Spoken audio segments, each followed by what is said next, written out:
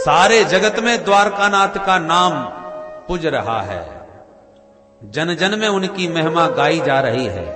और ऐसे द्वारकानाथ सुदामा जी के निकटतम घनिष्ठतम मित्र हैं, फिर भी सुदामा जी ने ये बात अपनी पत्नी तक को नहीं बताई।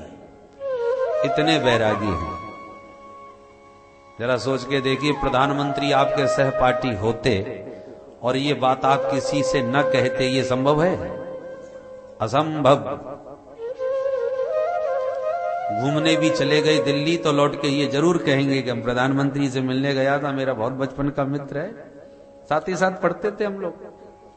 चार दुआ सलाम भी ना भई हो गुरुकुल में, तब भी हम जबरदस्ती अपना नाम उनके साथ जोड़ने का प्रयास करते हैं।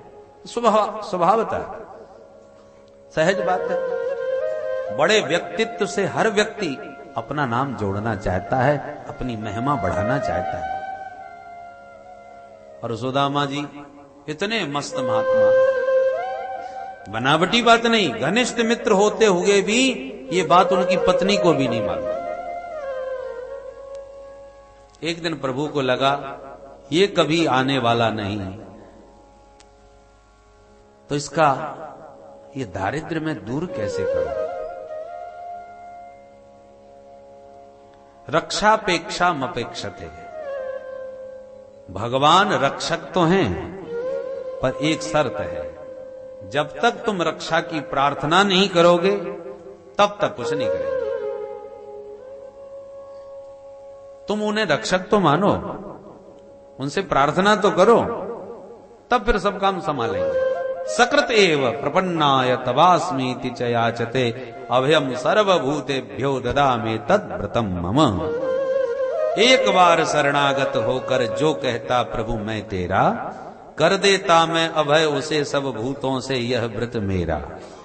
ये भगवान का व्रत है कि एक बार तो तुम्हें मेरे पास आना पड़ेगा, मुझसे कहना पड़ेगा कि प्रभु हम तुम्हारे हैं, उसके बाद जिम्मेवारी फिर मेरी है। अनन्याश्चिन्तयन्तो मां ये जनः पर्युपासते, तेषां नित्याभियुक्तानां योगक्षेमं वहाम्यहम्। जिम्मेवारी मेरी बाद में है, पहले तुम तो स्वीकार करो। तो भगवान को लगा कि कैसे इसको बुलाऊं। एक दिन भगवान मानो साधु बन के स्वयं भगवान ही पहुंच गए। भिक्षाम देहि माते, भिक्षा मांगी तो सुशीला घर से बाहर निकली। कौन साधु आया, प्रणाम करके बोली क्षमा करें भगवान, मेरे यहां सूतक है, मैं आपकी कोई सेवा नहीं कर पाऊंगा। सूतक है? काय बात का? जातक है? किसी बच्चे का जन्म हुआ है? बोले हाँ महाराज, बेटी का जन्म हुआ है। बिटिया क्या नाम है? बोले महाराज मेरी बेटी का नाम है दरिद्रा, दरिद्रता। जब से ऐसी पैदा भई कि लेना देना सब बंद हो गया, सूतक लग गया बहुत जबरदस्त। साधु बोला अरे अब समझा, दारिद्र ने जन्म लिया तो देना लेना बंद हो गया, यही बात है ना? हाँ महाराज। कहते में संकोच लगता है कि एक साधु से मना कैसे करूं, पर देवी तुम तो सुदामा जी की धर्मपत्नी हो ना, ये कुटिया तो सुदामा जी की है। हाँ हाँ महाराज, आप मेरे मालिक को जानते हो? साधु बोला जानता ही नहीं, बहुत अच्छी तरह जानता हूं। क्या तुम्हें नहीं मालूम उनके मित्र तो द्वारकानाथ श्री कृष्ण हैं। संदीपनी जी के गुरुकुल में वो दोनों साथ साथ पढ़ते थे। सुशीला के होश उड़ गए। क्या कह रहे हो महाराज? वो भगवान द्वारकानाथ मेरे मालिक के सखा? बोले हाँ हाँ, तुम्हें पता नहीं? बोले नहीं नहीं महाराज, मुझे तो कभी नहीं बताया।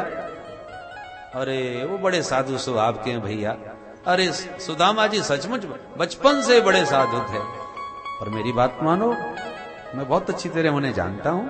वो भजन में बैठे हैं तो बैठे रहने दो, मौका मिले तो कभी द्वारकानाथ के दरबार में भेज दो, सारा दारिद्र दूर कर देंगे। बड़े दीन बंधु हैं वो, और दीन बंधु होने के साथ साथ ब्राह्मण प्रिय हैं, ब्राह्मणों को अपना देवता मानते हैं। ऐसा कह के साधु तो चलता बना। सुशीला मन में प्रसन्न भी है और आश्चर्यचकित भी। आज जब भजन पूजन से जब निवृत्त हुए सुदामा जी, प्रणाम किया सुशीला ने और प्रश्न कर दिया, महाराज सच बताइए श्री कृष्ण आपके मित्र रहे हैं? कृष्ण नाम सुनते ही प्रसन्न हो गए, गदगद हो गए। अरे सुशीला, अरे मित्र ही नहीं रहे, भाई की तरह रहे हैं। दोनों कितने प्रेम से गुरुकुल में साथ साथ पढ़ते थे। यदि मैं कोई पाठ भूल भी जाऊं तो वो जानबूझते कर भूल जाता था। वो बड़ा बुद्धिमान, सब कुछ आता था उसे, परंतु जो पाठ भूलेगा उसे दंड मिलेगा। तो मैं भूल जाता था तो वो भी भूल जाता था, इतना मुझसे प्रेम करता था। अच्छा, तो आपने मुझे कभी नहीं बताया? बोले देवी जी अब इसमें क्या बताना, कभी प्रसंग भी ऐसा नहीं चला। अब कोई दीनहीन व्यक्ति बड़े आदमी को अपना मित्र कहे तो जल्दी तो कोई विश्वास ही नहीं करता। और बताने से प्रयोजन क्या है, किसको बताना है? सुशीला बोली ठीक है, और किसी को न बताते, मुझे तो बताते। मेरी आपसे एक प्रार्थना है कि यदि वो आपके सचमुच मित्र हैं तो कभी एक बार उनसे मिल लीजिए। क्यों? बोले मेरा विश्वास है यदि आप मिले तो दास्यति द्रविणम भूरी सीदते ते कुटुंबिने। मुझे विश्वास है वो हमारा समस्त दारिद्र्य दूर कर देंगे। सुदामा जी बोले ए बाबरी, इतने वर्षों के बाद तो अपने सखा से मैं मिलने जाऊं, और मिलने भी गया तो दरिद्रता लेके जाऊं या अपने लिए कुछ याचना उसके सामने जाके करूं? गलत। मैत्री तभी तक है जब तक कोई स्वार्थ मन में नहीं है। स्वार्थ सिद्धि की यदि भावना हुई कि मित्र इतना बड़ा आदमी बन गया है तो चलो आज कुछ ले आवे, कुछ अपना काम चला ले में, तो गई मित्रता खटाई में। मैं कभी नहीं मांगने वाला। सुशीला जानती है अपने स्वामी जी को, ये सिद्धांतवादी बहुत है। लेने देने की बात पर जोर मारा तो ये जाने वाले भी नहीं है, तो तुरंत भाषा बदल दी। मेरा मतलब ये थोड़ी है कि आप उनके सामने हाथ पसारो। मेरी तो प्रार्थना सिर्फ ये है कि एक बार आप बस मिल भर आओ। तो देवी तू जब बार बार मिलने की बात कहती हो तो मेरा मन भी लालायित होने लगा है उससे मिलने का। इतने वर्षों के बाद हम दोनों मित्र मिलेंगे, कितना आनंद आएगा। सारा गुरुकुल आंखों में नाचने लगा सुदामा जी के मिलने की उत्कट उत्कंठा उदित होने लगे। पर मन में एक ही अभिलाषा, अयम ही परमो लाभो उत्तम श्लोक दर्शनम। मेरे मन में तो एक ही परम लाभ है कि आज मेरे कन्हैया की जो कीर्ति चारों ओर व्याप्त हो रही है, ऐसे अपने प्यारे कीर्तिमान से युक्त उस कृष्ण कन्हैया को जब मैं मिलूंगा तो कितना हम लोगों को आनंद मिलेगा। मैं उसके स्वभाव को जानता हूं, वो भी गदगद हो जाएगा।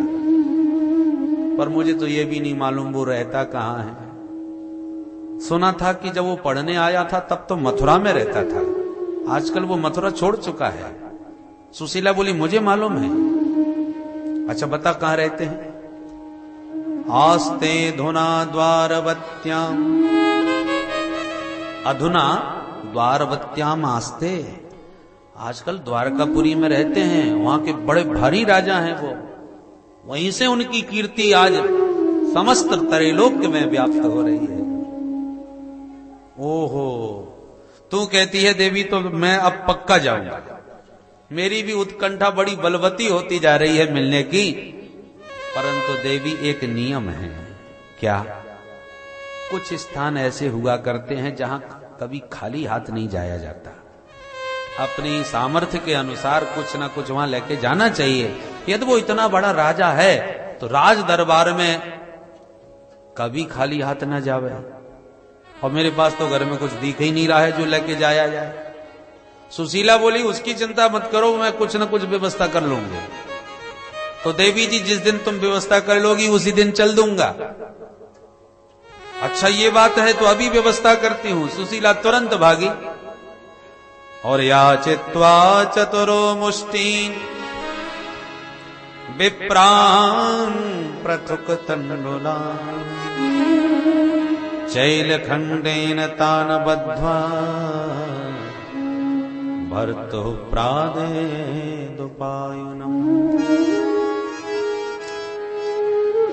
4 मुट्ठी चावल सुशीला 4 ब्राह्मणियों के घर से एक एक मुट्ठी मांग लाई।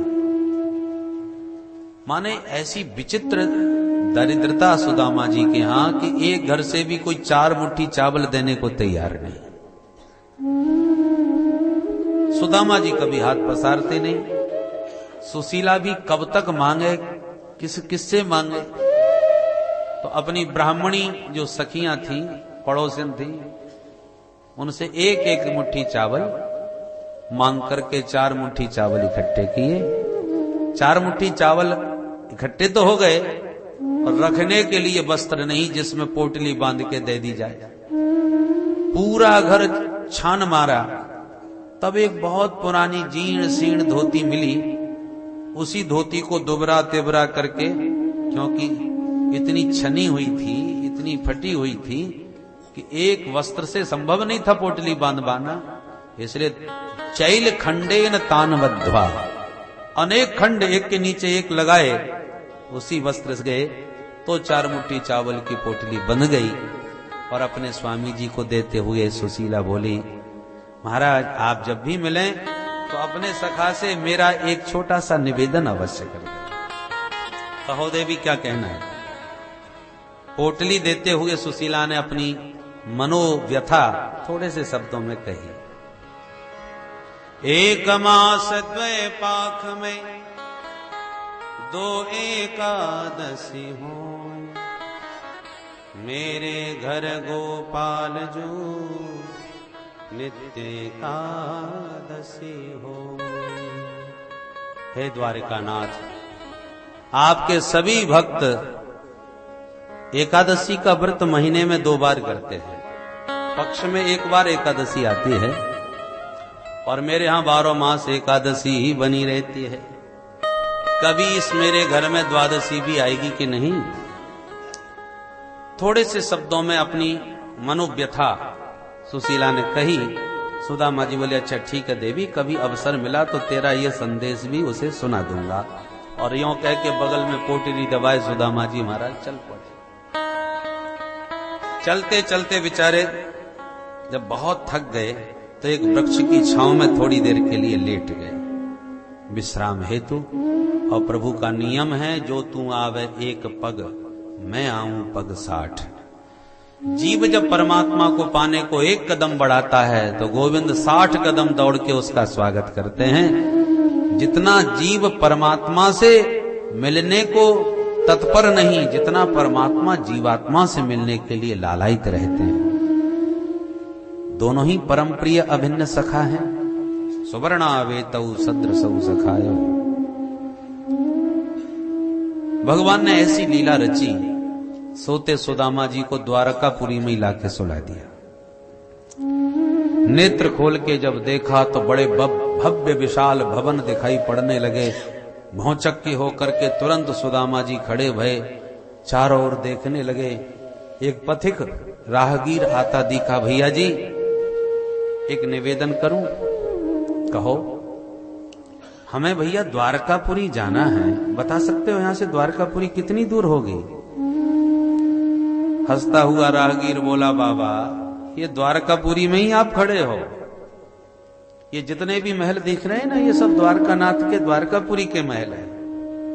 ओहो, द्वारकापुरी में आ गए? तो भैया एक बात और बताए दे। पूछो। बोले यार द्वारका में मेरा कन्हैया कहां मिलेगा? बोले कन्हैया कौन है? उनका पता ठिकाना पूरा विस्तार से दो, परिचय।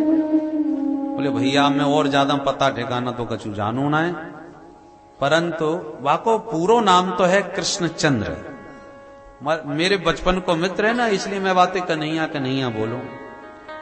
राहगीर एकदम फटी आंखों से देखने लग गया। महाराज आप किसका नाम ले रहे हैं? जिनका आप नाम बोल रहे हैं वो यहाँ के सर्वेश्वर हैं, वो यहाँ के मालिक हैं। उनका नाम ऐसे नहीं लिया जाता जैसे आप बोल रहे हो। तो कैसे लिया जाए भैया, तू बताए दे। बोले भैया उनके नामों में विशेषण लगाए जाते हैं। बड़े अदब के साथ श्री श्री 1008 श्री महाराजाधिराज द्वारकानाथ श्री कृष्णचंद्र जी महाराज ऐसे बोलो।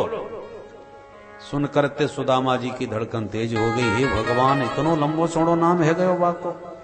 और जब गुरुकुल में संग में खेलो खाते तब हम आते कनुआ कहते हैं, और भैया या को मतलब बहुत बड़ो है गयो। वो तो जब इतनो बड़ो है गयो तो मुकू पहचान भी पाएगो कि ना। ये आशंका मन में थोड़ी भय उत्पन्न करने लगी। अच्छा भैया इतनो तो बताए दे, अब वो कहां मिलेगो? राहगीर बोला, अरे बाबा जितने भी विशाल भवन खड़े हैं ये पंक्तिबद्ध, ये सब उन्हीं के तो हैं। क्या पूछना चाहे जिससे पूछ लो। फटी फटी आंखों से उन भव्य भवनों का निरीक्षण करते सुदामा जी एक भवन में घुस गए जो भगवती रुक्मिणी महारानी का था। भागवत के अनुसार तो सुदामा जी अंतःपुर तक भीतर घुसे चले गए बेरोक टोक। परंतु श्री नरोत्तम जी ने जो सुदामा चरित्र गाया है उसमें उसका बड़ा सुंदर चित्रण किया है कि जो ही प्रवेश करते हैं भवन में तो द्वारपाल निवेदन करते हैं, महाराज कहां से पधारे हो और किससे मिलना है? सुदामा जी ने निवेदन किया, भैया हम गरीब ब्राह्मण हैं, सुदामा हमारो नाम है और कन्हैया अपने तेरे महाराज से मिलवे आए हैं। तू बस इतनो जाके भीतर बता दे कि तुम्हारे बचपन के सखा सुदामा मिलवे आए हैं। द्वारपाल के भी कान खड़े हो गए, आप हमारे मालिक के सखा हो? अरे स्वागत है महाराज, आप विराजिए, मैं अभी आपका संदेश सुनाता हूं। द्वारपाल दौड़ा दौड़ा भीतर गया। द्वारकानाथ का द्वारपाल जानता है कि मेरे द्वारकानाथ के कैसे कैसे भी मित्र हो सकते हैं। उनकी लीला बड़ी विचित्र है, उनके संबंध बड़े विचित्र हैं और एक से एक विचित्र महापुरुष दरबार में आए दिन मिलते ही रहते हैं, पर ऐसा विचित्र तो सचमुच आज तक हमने भी नहीं देखा। दौड़ा दौड़ा भीतर गया, द्वारकानाथ को निवेदन किया, सरकार इस दास को दरबार में बरसों बीत गए आज सेवा करते, पर आज जो सखा आपका आया है ऐसे सखा की स्वप्न में भी मैंने कभी परिकल्पना नहीं की थी। भगवान बोले, अच्छा ऐसा कौन है भाई? कहां से आया है, क्या नाम है, क्या स्वरूप है उसका? तो वर्णन करने लगा। शीस पगान झगा तन में प्रभु जाने को आहे बसे कहीं ग्रामा। धोती फटी सिलटी दुपटी और पाए को पान की नहीं श्याम। द्वार खड़ो तुझ दुर्बल देख रहो चकसो वसुधा अभिराम। पूछत दीन दयाल को धाम बतावत आपनो नाम सुदामा। जो सुदामा नाम प्रभु के कान में पड़ा, सिंहासन से कूद करके इतने वेग से प्रभु दौड़े, पीतांबर प्रभु का नीचे गिरा, पादुका पहनना भूल गए, शरीर की सुध न रही। सारी सभा सावधान, तुरंत सारे सभासद उठ के खड़े हो गए। किंग कर्तव्य विमूढ़ आपस में एक दूसरे को जिज्ञासा भरी दृष्टि से देख रहे हैं कि आज तक इतनी सारी विभूतियां बड़ी बड़ी आई, परंतु हमारे सरकार ऐसे आज तक कभी नहीं भागे। लगता है आज कोई बहुत बड़ी विभूति दरबार में आने वाली है, चलो स्वागत की तैयारी करते हैं। सारी सभा स्वागत में सावधान हो गई और भगवान दौड़े दौड़े मुख्य द्वार तक पहुंचे, जहां पर खड़े सुदामा जी अनेक ऊहापोह में उथल पुथल मन में मची हुई है। नाम याद होगा भी कि नहीं, पहचान पाएगा कि नहीं, पर जो भगवान द्वारकानाथ की दृष्टि पड़ी, तुरंत दौड़ करके भगवान दीनानाथ ने सुदामा जी को हृदय से लगा लिया। सुदामा जी को लगा जैसे आनंद के महासागर में निमग्न हो गए हों। बोल दीन बंधु भगवान की जय, भक्त वत्सल भगवान की जय। दौड़ करके भगवान ने हृदय से सुदामा जी को लगाया। ऐसा आनंद उमड़ा दोनों के हृदय में कि अत्यंत आनंद के वेग में कंठावरुद्ध हो गया, नेत्र सजल हो गए। न तो सुदामा जी कुछ बोल पाए, न द्वारकानाथ कुछ कह पाए, और तुरंत सुदामा जी का हाथ पकड़ के भगवान भीतर लाए। जैसे ही भीतर सभा में प्रवेश किया, सारी सभा सुदामा जी के स्वरूप को देख करके घोर आश्चर्य में पड़ गई और सभासदों के और सभा की भव्यता दिव्यता को देखकर सुदामा जी भी आश्चर्यचकित हो गए।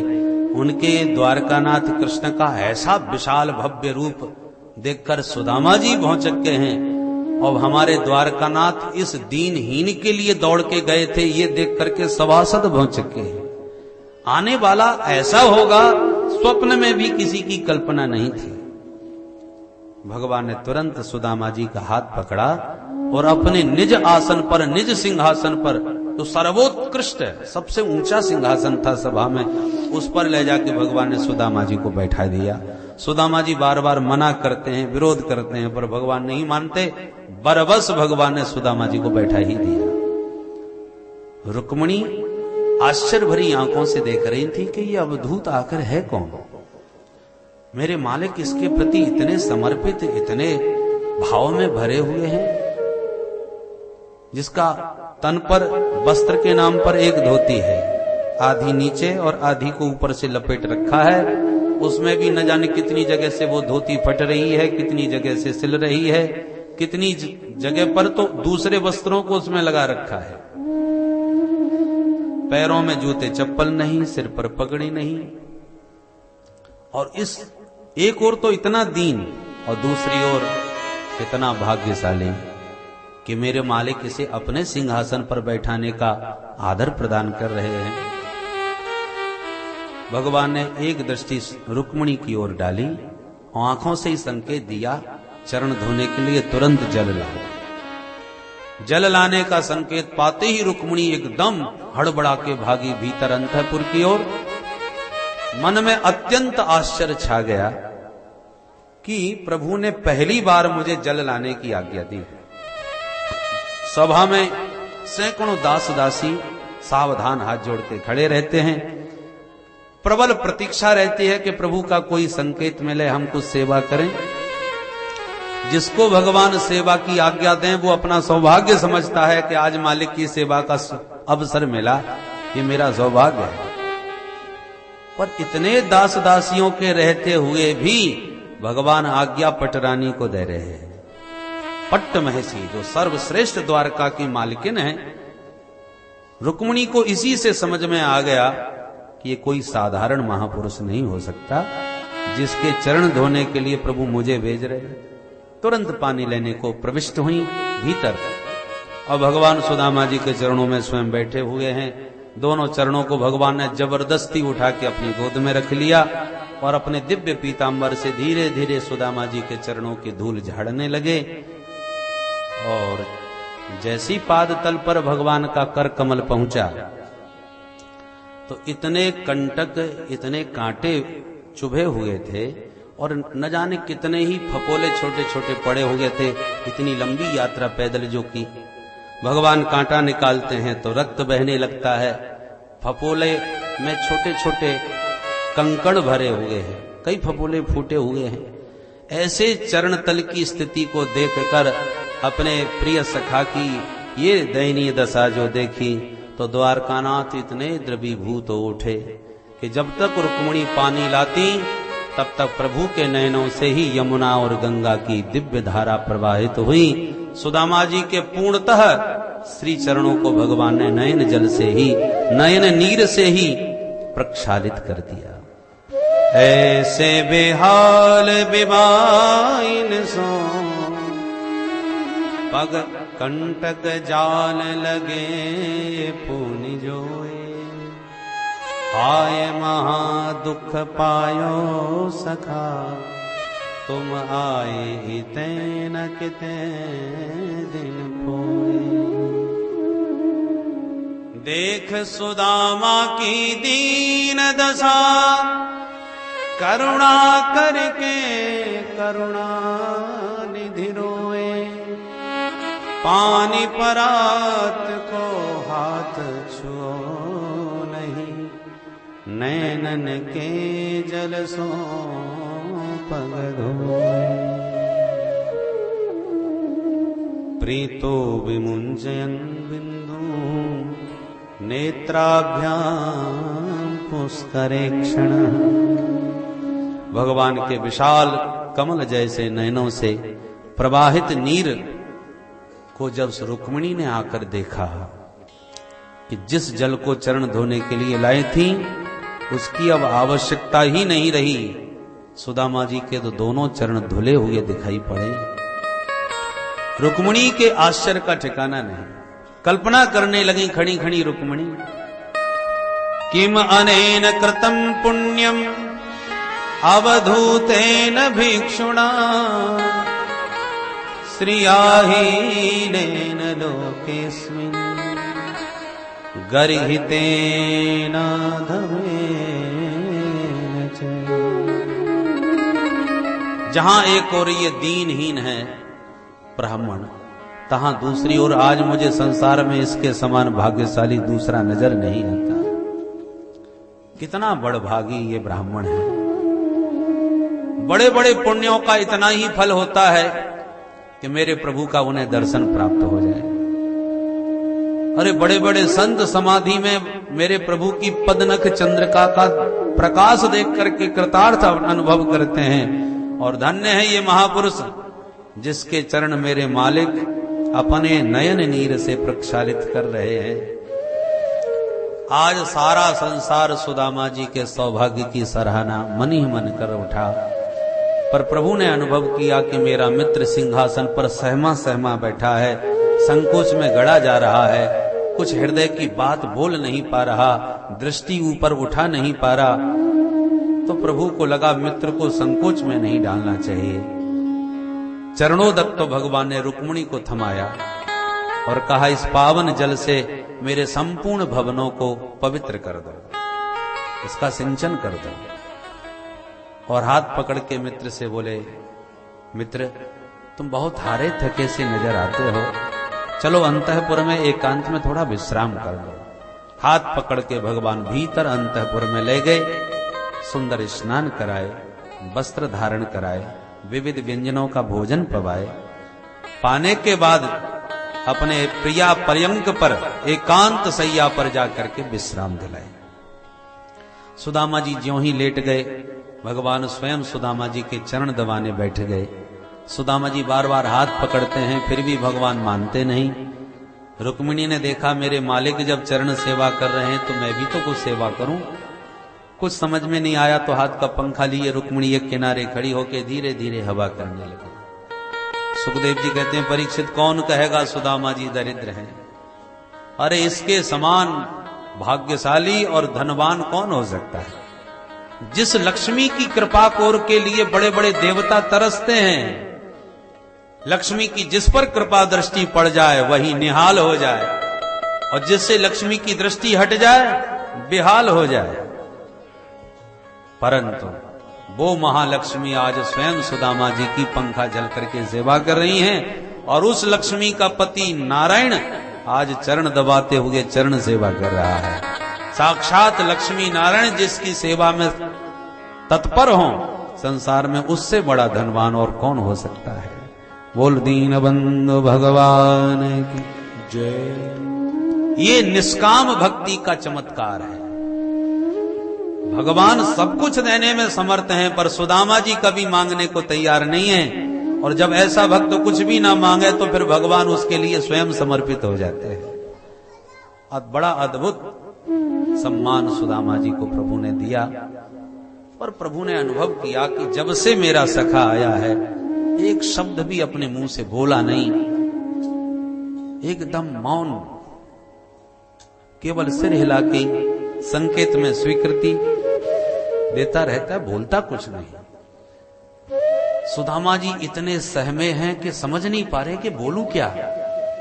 भगवान के दिव्य ऐश्वर्य में प्रभावित हैं, और प्रभु चाहते हैं कि बाल सखा इतने वर्षों बाद मिला तो कुछ बचपन की बातें हों, गुरुकुल की चर्चा हो, क्योंकि बचपन के मित्र बुढ़ापे में मिले तो बुढ़ापे में भी बचपना लौट आता है। इसलिए भगवान जब बहुत देर हो गई चरण दबाते और कुछ बोले नहीं, तो भगवान ने ही छेड़ा सुदामा जी को, मित्र आज कितने वर्षों के बाद भेंट हो रही है, तुम्हें अपने बचपन की बातें सब याद तो होंगी ना? सुदामा जी सिर हिला दिए, हाँ सब याद है। अच्छा एक बात बताओ, पहले तो ये बताओ तुम्हारा विवाह हुआ कि नहीं? अपि ब्रह्मन गुरुकुलात भवता लब्ध दक्षिणा समावृत्तेन धर्मज्ञ भार्योढ़ा सदृशीना। तुम्हें तुम्हारे स्वभावानुकूल कोई भार्या प्राप्त हुई, पत्नी मिली? इस प्रश्न पर थोड़ी सी मुस्कान सुदामा जी के मुख पर उभर आई। आंखों से इशारा करके बोले, भैया या के अलावा पूछबे की और कोई बात ना है का? भगवान भी मुस्कुरा पड़े और बोले, मित्र इसलिए पूछ रहा हूं कि तुम बचपन से बाबा बैरागियों की बातें बहुत करते थे, कहीं सचमुच महात्मा ही तो नहीं हो गए? तब सुदामा जी बोले, नाना कन्हैया महात्मा ना है, हम गृहस्थ हैं।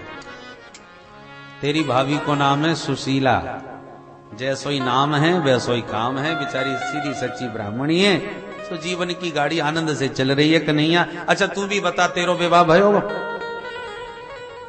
भगवान हंसते हुए बोले, मित्र अब हमारी ना पूछो, हम बाद में सब बताएंगे। सुदामा जी बोले, अरे कन्हैया आज जैसे तैसे तेरे बारे में पता चलो सो आए, तेरे से मिलबो कोई सामान्य बात है का? और मिल भी जाते तो क्या तू सचमुच आ जाते? भगवान बोले, अब जो है गयो सो है गयो, उन बातों को छोड़ो, अरे पर बुला के तो देखते। अच्छा एक बात बताओ, नहीं बुलाया तो कोई बात नहीं, पर भाभी जी से कभी हमारी चर्चा करी? सुदामा जी बोले, सच्ची बोलूं कन्हैया तेरी भाभी नहीं आज भेजो है तेरे पास। अरे वाह, भाभी जी ने हमारे पास भेजा है? तब तो हमारी भाभी जी ने हमारे लिए कुछ ना कुछ अवश्य भेजा होगा। सुदामा जी की धड़कन तेज भई। अरे राम राम, ये इतना बड़ो राजा धीराज, और मैं 4 घर के मांगे भाई चावल लेके आया हूं, कैसे याकू दूं? देखेगो तो कहा सोचेगो। संकोच में गड़ गए सुदामा जी। बगल में पुटरिया बड़ी जोर से चावल की दवाई ली। अरे कन्हैया भैया हम पे का धरो जो तेरे ताई ले आते। भगवान बोले, ऐसी बातें मत कियो, मित्रता में ये सब बातें ना होए। तो भाभी जी ने दिया है तो बोलो, नहीं तो मना कर दो। सुदामा जी बोले, तो और कैसे मना करें भैया, कह तो रहे हैं अपने राम पे का धरो जो तेरे ताई लाते। भगवान हंस करके बोले, मित्र समझ गया, तुम्हारी बचपन की आदतें अभी भी ठीक ना भाई। का मतलब? भगवान बोले, पहले तो ये बताओ बचपन की बातें याद हैं? अरे लाला सब एक एक बात याद है, तू पूछ के देख। कन्हैया बोले तो अच्छा तो बताओ। वादना हम और आप गए थे जंगल में समिधा बीनने, याद है? सुदामा जी बोले, हाँ कन्हैया, बारात को भूल जाऊं मैं? अरे भैया वादना जंगल में कैसे भटके कन्हैया, रास्ता ही भटक गए, लौट के आश्रम वापस ना पहुंच पाए, और लगे पानी कितना भयंकर पानी बरसो कन्हैया, याद है? सारी रात वृक्ष के ऊपर बैठ के बितानी पड़ी थी। भगवान बोले, अरे तुम्हें तो सब याद है। भगवान बोले, तब तो ये भी याद होगा कि बारात सर्दी के मारे तुम्हारे दांत कितनी जोर से कटकटा रहे थे। सुदामा जी समझ गए ये तो कछु और पोल पट्टी घोलबे बारो है, तो बड़ी जोर से हंस गए और प्रसंग बदल गए। अरे कन्हैया तू रहने उन गुरुकुल की बातन को, वो बचपन के आनंद ही कछु और थे भैया। अब वो बातें याद आवे तो बड़ो आनंद आवे कन्हैया। अब देखिए, बचपन के मित्र जब बुढ़ापे में मिलते हैं ना, तो थोड़ी सी चर्चा करते ही खूब हंस लेते हैं कि आगे की बातें उन्हें सब याद आ जाती हैं, पर तीसरे के पल्ले कुछ नहीं पड़ता। रुक्मिणी पास में खड़ी सब सुन रही हैं, पर उनके पल्ले कुछ नहीं पड़े कि सर्दी पड़ रही थी, दांत कटकटा रहे थे, रास्ता भटक गए थे, या में हंसवे की कौन सी बात है। और दोनों मित्र खूब ठहाका मार के इतनी बात कह के हंसे। आगे की तो ये दोनों जाने, रुक्मिणी बेचारी है कछु समझ में बात ना आ रही। बचपन के मित्र हैं, न जाने कौन कौन सी बातें हैं। बातों बातों में भगवान बोले, मित्र मैं तो अब भी देख रहा हूं तुम्हारी आदतें सब वैसी की वैसी ही हैं, नहीं तो सच बताओ भाभी जी ने कछु ना भेजो। सुदामा जी बोले, ले फिर आ गए भाभी जी पे। अरे भैया एक बार मना कर दे तो तू बार बार काहे को पूछे? भगवान बोले, इसलिए पूछ रहा हूं शायद तुम हमारा स्वभाव भूल गए। देखो मित्र, मैं पदार्थों का भूखा नहीं हूं, तुम्हें मालूम नहीं? पत्रम पुष्पम फलम तोयम यो मे भक्त्या प्रयक्षति तदहम भक्त्युपहृतम अस्नामि प्रयतात्मनः। मैं पदार्थों का भूखा नहीं, पदार्थों में पत्रम, एक पत्ता ही दे दो। पत्राणी नहीं कहा, पत्राणी बहुवचन, पत्रम एक वचन। भगवान कहना चाहते हैं सिर्फ एक पत्ता चाहिए, 50-51 नहीं। अच्छा, पत्रम में सारे पत्ते आ जाते हैं, पत्ता विशेष का नाम नहीं है। बिल्व पत्र, समी पत्र, तुलसी पत्र, कौन सा पत्ता हमें चढ़ाओ, नाम नहीं ले रहे, पत्रम मात्र कह रहे हैं। क्यों? बोले नाम लूंगा तो किसी क्षेत्र में वो पत्ता मिला, किसी क्षेत्र में न मिला, तो भक्त मेरा पत्ता कहां ढूंढता फिरेगा? इसलिए सिर्फ पत्रम कह रहे हैं, ना तो नाम ले रहे हैं और न पत्राणी कह के बहुवचन का प्रयोग कर रहे हैं। बहुवचन का प्रयोग होता तो समस्या होती, 21 चढ़ाया कि 11 चढ़ाएं कि 51 चढ़ाएं कि 108 चढ़ाएं। इसलिए भगवान ने एक वचन का प्रयोग किया, एक पत्ता मात्र चढ़ा दो। और अधिक कुछ देना चाहते हो तो पुष्पम, पुष्पम में भी न तो पुष्प का नाम और न पुष्पाणी, एक फूल चढ़ा दो। और देना चाहते हो फलम, न तो फल का नाम और न फलानी, बहुवचन नहीं, सब में एक वचन। एक पुष्प हो, एक पत्ता हो, एक फल हो, फल में भी ऋतु फल, जो मौसम का फल हो, नाम नहीं लेते। और कुछ ना हो तो तोयम, तोयम माने जल, जल में भी नाम नहीं। गंगा जल, जमुना जल कि गंगोत्री का कि जमुनोत्री का, संगम का कि गंगा सागर का या सुकताल का, कोई स्थान विशेष के जल पर भगवान ने टिप्पणी नहीं की, सिर्फ तोयम कहा। निर्मल जल भाव के पर कुछ भी पदार्थ हो चलेगा, शर्त सबके साथ एक है, यो में भक्त्या प्रयक्षति, वो दिया हुआ तुम्हारा पदार्थ भक्ति भाव से भरा हुआ होना चाहिए। और कौन चढ़ावे सो बात नहीं, यो में, यो माने जो भी चांडाल हो, कुकर सुकर भी हो। अरे हाथी ने भी तो फूल ही चढ़ाया था, हाथी कौन से ऊंचे खानदान का था, जानवर था। इसलिए भगवान कहते हैं यो में भक्त्या प्रयक्षति, चढ़ाने वाला कोई भी हो, जीव जंतु कीट पतंग, पर जो भी प्रेम भक्ति के साथ मुझे जो भी पदार्थ चढ़ाता है, अस्नामि प्रयतात्मनः, मेरे प्यारे का दिया हुआ वह पदार्थ है, इसलिए बड़े प्रेम के साथ मैं उसे स्वीकार करता हूं और उसी से उसका ऋणिया हो जाता हूं। भगवान कहते हैं इसलिए मित्र सुदामा संकोच न करना, जो भी लाए हो, जैसा भी लाए हो, निसंकोच मुझे बताओ। सुदामा जी बोले कन्हैया तू चाहे जितना प्रवचन सुनाए दे, हम कछु ना लाए। प्रभु समझ गए बड़े संकोची हैं मेरे सखा, ये साहस ही नहीं जुटा पा रहे देने का, सर्वांतर्यामी से कुछ छुपा तो है नहीं। भगवान बोले कोई बात ना है भैया, ना लाए तो ना सही, पर एक बात बताओ, मैं देख रहा हूं तुम जब से आए हो या हाथ को बड़ी जोर से चिपका रखो है भैया, या हाथ में कछु बीमारी है गई, ये ऐसे काय क्यों बैठे हो? सुदामा जी बोले ना कि नहीं ऐसी कोई बात ना है, अब लंबी यात्रा पैदल पैदल आए हैं भैया, तो हाथ पैर में थोड़ा बहुत तो दर्द है ही जाए, भाई यही हाथ में एक मामूली सो है, वो अपने आप सब ठीक है जाएगा, तू चिंता मत कर। भगवान बोले बड़े आश्चर्य की बात है, पैदल आए हो तो पैर में दर्द होना चाहिए कि हाथ में? हम फालतू में ही पैर दबा रहे हैं। अरे हाथ में दर्द है तो हाथ ही दबा देंगे, हाथ हमें दो, 1 मिनट में मालिश करके सबरो दर्द तुम्हारो दूर कर दूं। सुदामा जी हाथ जोड़ के बोले देख कन्हैया तू ज्यादा बहस मत कर, मेरो हाथ अपने आप सब ठीक है जाएगा, तू मेरी नेको चिंता मत कर, और या हाथ से बिल्कुल हाथ मत लगा। भगवान बोले कछु है जा, जब हाथ में दर्द दिख है तो अब हम दूर करके तो अवश्य छोड़ेंगे, ऐसे कैसे ध्यान न दे। भगवान को अचानक पुटरिया नजर आएगी बगल में दबी, और भगवान ने बरबस अपना हाथ आगे बढ़ा करके स्वयं जहार किमिदम इति पृथुक तंडुलान, पोटली पकड़ के एक झटके में बाहर निकाल ली। अरे या पुटरिया में कहा है मित्रों की बात, सुदामा जी तो मुंह लटका के रह गए और भगवान ने तुरंत पोटली खोल के एक मुट्ठी चावल मुख में डाला। बोल दीन बंधु भगवान की जय। मन ही मन माधव ने एक मुट्ठी चावल से एक लोक की संपदा सुदामा को प्रदान कर दी। जहां विधाता ने ललाट में लिखा था श्री क्षय, उसे उलट के भगवान ने यक्षश्री कर दिया।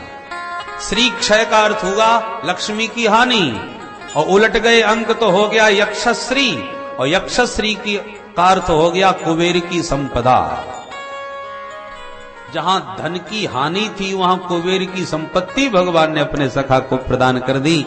यह है भगवान की दीन बंधुता की कृपालुता का चमत्कार। मसकहीं करहीं बिरंज प्रभु अजहि मसकते ही। दूसरी मुट्ठी चावल हाथ में लिए कि रुक्मिणी ने हाथ पकड़ लिया और आंखों से इशारा किया, प्रभु सर्वस्व दे के क्या आप स्वयं सुदामा बनना चाहते हो? अपने घर परिवार का भी थोड़ा ख्याल करो। अथवा हाथ पकड़ के संकेत दिया कि कच्चे चावल भावुकता में पा रहे हो, कहीं पेट खराब ना हो जाए। अथवा इसलिए हाथ पकड़ा कि संत का लाया प्रसाद अकेले कैसे पा लिया? प्रसाद तो सबको मिल बांट के पाना चाहिए, इसलिए हमें भी प्रसाद मिल जाए। भगवान बोले ठीक है, तो ये देवी ये प्रसाद तुम सबको बांटो। श्रद्धा पूर्वक रुक्मिणी प्रसाद लेके तंदुल पोटली लेके चली गई। एकांत पा करके भगवान बोले, मित्र इतनी प्यारी भेंट भाभी की भेजी हुई, तुम इतनी देर तक छुपाए बैठे रहे? कितनी तृप्ति, कितना आनंद इस प्रसादी में मेला में वर्णन नहीं कर सकता। परंतु यदि भाभी जी ने मुझे लिए प्रसाद पोटली में प्रसाद भेजा तो कुछ ना कुछ मेरे लिए कहलवा के भी भेजा होगा, कुछ तो मेरे बारे में कहा होगा। सुदामा जी को संदेश याद आ गया और तुरंत एकांत अवसर जान करके, उचित समय जान करके संदेश भी सुना दिया। एक मास द्वय पाख में दो एकादशी हो, मेरे घर गोपाल जो नित्य एकादशी हो। सुशीला भाभी का संदेश सुनते ही द्वारकानाथ के नेत्र भर आए, पर सुदामा जी को प्रत्युत्तर कुछ नहीं दिया, बोले कुछ नहीं। पल भर को प्रभु ने अपने दोनों नेत्र बंद किए और प्रत्युत्तर सीधे भाभी जी के पास भेजा। होनी थी सो है गई, पर अब ना ऐसी हो, भाभी तेरे भवन में नित्य द्वादशी हो। बोल दीन बंधु भगवान की जय। सुदामा जी को भनक भी नहीं और भगवान ने इधर चमत्कार कर दिया। यह है देने का तरीका। प्रभु सोचते हैं प्रत्यक्ष दूंगा तो मेरा मित्र सदा के लिए मेरा ऋणिया बन जाएगा, मेरे उपकार के भार में दब जाएगा। इसलिए भगवान परोक्ष में दे करके अपने मित्र का सिर नीचा करना नहीं चाहते। सुदामा जी ने आंख बंद किए कन्हैया को देखा तो लगा कि अरे राम राम, घर की दशा पर शायद दुखी हो गया। सुदामा जी ने तुरंत प्रसंग ही बदल दिया, दोबारा कोई चर्चा ही नहीं करी। अरे कन्हैया तू जाने दे भैया, हम तो ब्राह्मण देवता हैं, खाते पीते चैन से आनंद की जिंदगी चल रही है, और तू अपने बारे में तो कछु अपने बारे में कछु ना बतावे, मेरे घर गृहस्थी की सब पूछ तो जाए। भगवान बोले तो आप पूछो। सुदामा जी बोले हम तो पूछ तो लिए भैया, तेरो विवाह भयो कि ना है? भगवान बोले बैठे हो तो सीधे मिलवाई देते हैं, बताएं क्या? अरे भैया जरूर मिलेंगे भैया, मिलवा। भगवान ने रुक्मिणी से कहा सबसे को प्रणाम कर जाए। पटरानियों को पता चला, सब दौड़ी भागी चली आई, कोई विशेष महापुरुष आए हैं, चलो आशीर्वाद ले आए। रुक्मिणी ने दौड़ के किया दंडवत, महाराज प्रणाम। सुदामा जी इशारे में बोले द्वारकानाथ से परिचय तो कराए, कौन है ये? भगवान बोले यही है हमारी धर्मपत्नी जी। ओहो सौभाग्यवती भव, पुत्रवती भव, पति प्रिया भव, ढेरों आशीर्वाद की झड़ियां लगा दी। पीछे से सत्यभामा दौड़ी चली गई, महाराज प्रणाम। अरे लाला अब ये कौन है? भगवान हंसते भय बोले मित्र ये भी बेई हैं। अरे समझ गयो, दो दो विवाह कर लिए, बारे कन्हैया बड़े ठाट हैं तेरे। सौभाग्यवती भव, पीछे से कालिंदी चली आई, महाराज प्रणाम। लाला अब ये कौन आई गई? भगवान हंसते भय बोले मित्र अब बार बार मत पूछो, या समय जो भी तुम्हें प्रणाम करें समझ लो सब बेई हैं। अरे लाला तो का 10-50 हैं। भगवान बोले मोह बतावे में बड़ी शर्म लगे। अब जितनी है सब सामने है, दंडवत कर ही रही है, आशीर्वाद दो अपने आप गिन लो। सुदामा जी बोले ठीक है तू सबन को बुला। अब उन्हें का खबर कितनी है, वहां तो इतनी लंबी लाइन। सुदामा जी तो बेचारे बाबरे है, सौभाग्यवती भव, पुत्रवती भव, पति प्रिया भव कहते कहते घरों बैठन लगो, आशीर्वाद देते हाथ दुखन लगे, गिनते गिनते खोपड़ी चकराई गई, 1000 2000 संख्या बढ़ती गई। बेचारे घबरा के संक्षेप में ही भव भव भव भव। जब 5000 संख्या पार हो गई तो घबरा के बोले लाला अब कितनी और बाकी हैं? भगवान बोले अबे तो आदि ये ना भाई। सोई घबराए गए, अरे कन्हैया तेरी लीला भैया समझ में ना आवे, तू सच्ची सच्ची बता, पूरी संख्या एक बार में बोल दे। भगवान बोले मैं तो झूठ ना बोलूं, सच्ची बात है, पूरी संख्या 16108। आश्चर्य को ठिकानो ना रहा सुदामा जी को, एक कन्हैया तेने कर दियो कल्याण। 5-7 दिन लग जाएंगे सबन को आशीर्वाद देवे में, मेरे बस की बात ना है। भगवान बोले तो घर में लड़ाई करानी है का? ये बात सही है। अच्छा कन्हैया एक काम कर, ये तेरी अर्धांगनी, तू सबको अर्धांग, सबकी जगह तू मोह को दंडवत कर ले, मैं तो को इकट्ठो आशीर्वाद दे दूंगा सो सबन को बराबर पहुंचेगा। हाँ ये बात ठीक है। सब रानी पटरानियों को खूब आशीर्वाद दिया सुदामा जी ने एक साथ, और बोले अरे कन्हैया भैया मैंने तो एक विवाह कियो तो ना बुलायो, और दारी के तेने इतने विवाह किए, एक में मेरी याद ना आई, तू तो बुला सके। भगवान बोले हमारी शादी की तारीख पक्की होती तब तो बुलायो जाता हूं, जब भाई पट्ट से विवाह है गयो, शादी की तारीख पहले काऊ की पक्की ना भई। सुन सुन के सुदामा जी खूब हंसे, दोनों मित्रों में बड़ा आनंद रहा। सुदामा जी बोले लाला अब हम 1 मिनट ना रुकेंगे, तेरी भाभी राह देख रही होगी, क्योंकि एक के घर रुक गए तो दूसरी कहेगी आज मेरे महल में रुक जाओ, मेरे तो बरसन बीत जाएंगे भैया। तो भगवान ने रोकने का बहुत दुराग्रह नहीं किया और विदा करने को निकल दिए। सुदामा जी चलते चलते सोच रहे हैं कहीं यानी स्वागत सत्कार जोरदार की और लेवे देवी की बात कछु ना करी। और सुशीला टुकुर टुकुर देख रही होगी दरवाजे पर खड़ी, कछु ना है तो वाक्य ताई एक धोती दे दे तो ने खुश है जाती ब्राह्मणी। तो चलते चलते बोले अरे कन्हैया तू मेरे संग में कहां तक जाएगा, जा आराम कर, मैं आराम से घर पहुंच जाऊंगा। भगवान बोले जो आज्ञा। सुदामा जी बोले लाला तो अब हम चलें? भगवान बोले कैसे कहें? अरे तेरी भाभी तेरो समाचार पूछेगी जैसे तूने पूछो वाको समाचार, तो तेरी भाभी से बोल कहा दूं ये तो बताए दे। भगवान बोले हाँ भाभी जी से मेरी राम राम जरूर बोल दियो। सुदामा जी बोलिए कोई समाचार हो? अरे राजी खुशी राम राम सब कह देंगे, तो कोई विशेष बात बोलनी हो वो बता। भगवान बोले तो बोलियो, आप अकेले आई अच्छो ना लगो, आप दोबारा जब भी आओगे तो भाभी जी संग में जरूर आनी चाहिए।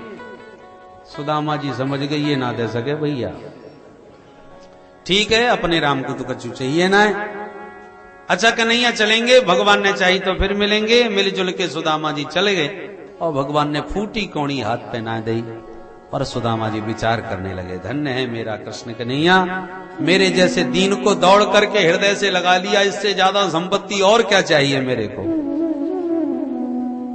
क्वाहम दरिद्र पापिया क्व कृष्ण श्रीनिकेतन ब्रह्म बंधुरिति स्माहम बाहुभ्याम परिरम्भितः।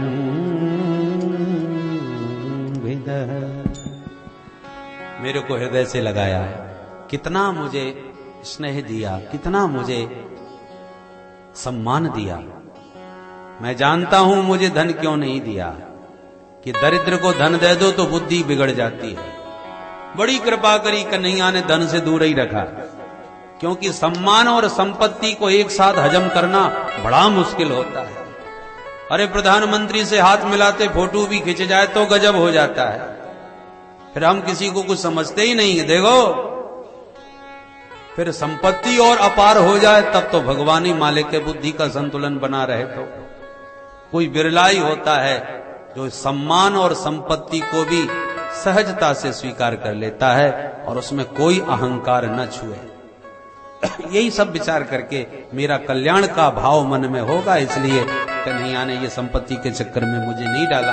ये सब विचार करते सुदामा जी घर आए। तो जहां घर पहुंचे तो कुटिया की जगह इतनी बड़ी कोठी, इतना विशाल भवन कि बेचारे को सुदामा जी को लगा जब लौट फिर के मैं द्वारका में ही तो नहीं घुसाया, भटक तो नहीं गया।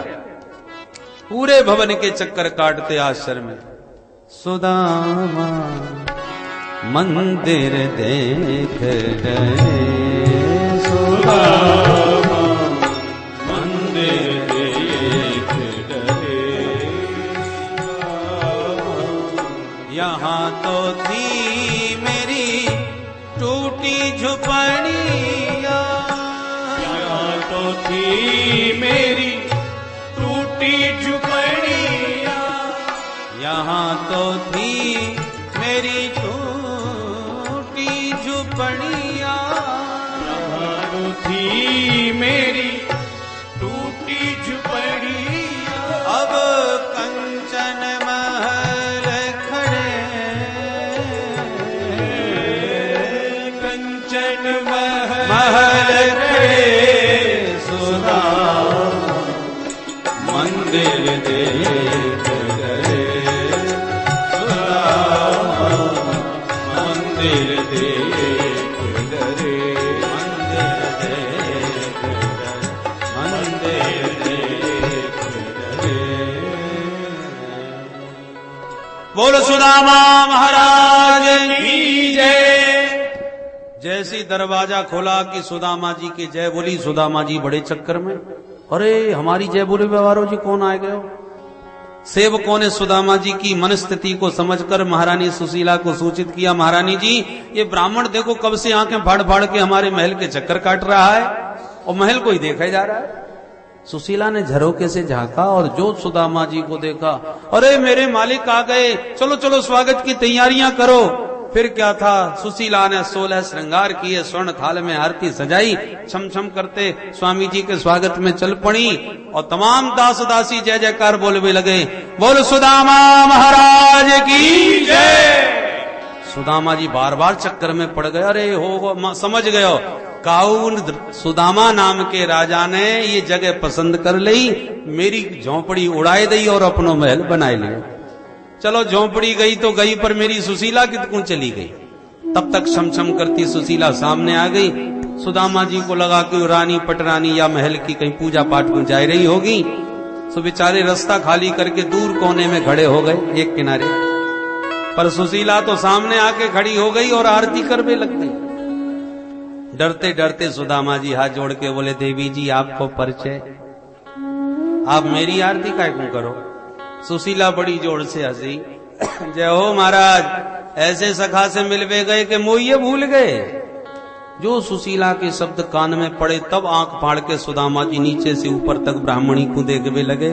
अरे सुशीला तेरे दो चुटीला, हे भगवान मैं तो बिल्कुल घबरा गया कि ये महारानी पटरानी कौन कहां चली आई। वो तो ने को विश्वास ना हो कि मेरी 1.5 हड्डी की वही ब्राह्मणी है ये। एक बात तो बता सुशीला, ये जगमगाती साड़ी तेरी, ये चमचमाती वही सोने की थारी, इतनी ऊंची ये सब महल अटारी, ये सब तेरे पास कैसे आए गए। सुशीला बोली, मोते का पूछ रहे हो, आपके द्वारकानाथ सखा ने आपको कछु ना बतायो का, ये सब तुम्हारे कृष्ण कन्हैया की कृपा कोई चमत्कार है। अब सुदामा जी सब समझ गए। अरे सुशीला मेरा कन्हैया सचमुच घनश्याम है। सारी रात लोग सोते हैं और आकाश के घनश्याम चुपचाप पानी बरसा के चले जाते हैं, पता ही ना चले।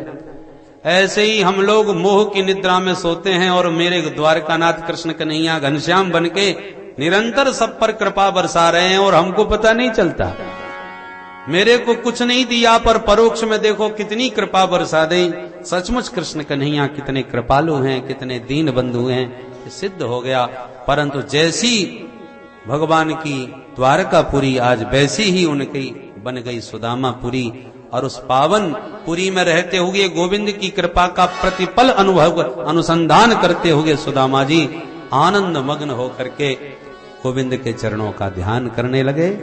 बोल दीन बंधु भगवान की जय, भक्त वत्सल भगवान की जय। आइए सुदामा जी के उस दिव्य पावन झांकी का हम लोग आनंद लें और भगवान के इस दीन बंधु स्वरूप को अपने हृदय में उतारें। आज सायंकाल का सत्र जो पूरा